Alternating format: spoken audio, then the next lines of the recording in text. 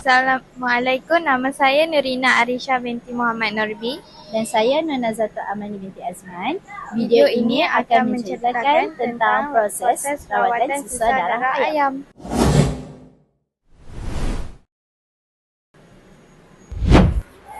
Proses pengasingan dan pengumpulan sisa darah ayam merupakan langkah awal yang penting dalam rawatan sisa di rumah sembelihan. Darah yang keluar semasa proses penyembelihan akan dikumpulkan secara terkawal melalui saluran khas atau takungan bagi mengelakkan pencemaran persekitaran. Dalam peringkat ini, bahan asing seperti bulu, najis atau sisa pekerja lain akan diasingkan daripada darah bagi memastikan hanya sisa darah tulen dikumpulkan untuk rawatan seterusnya.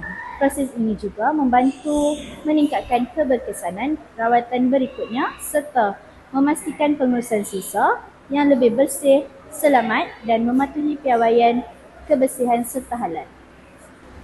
Proses seterusnya ialah pembersihan dan sanitasi. Semua peralatan seperti pisau, bekas darah, lantai dan saluran air dibersihkan dengan teliti selepas proses sembelihan. Proses pembersihan melibatkan basuhan awal untuk membuang sisa darah yang kasar, diikuti cucian menggunakan bahan pencuci seperti deterjen dan akhirnya dibilas dengan air bersih bagi menghilangkan sisa sabun. Sekian sahaja daripada video kami tentang proses rawatan sisa darah ayam. Terima kasih kerana menyaksikan video kami.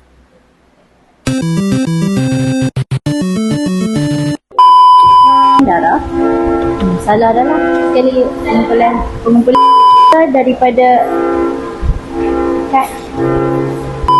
Adalah pembersihan dan sanitasi. Dan proses pensembelihan ini proses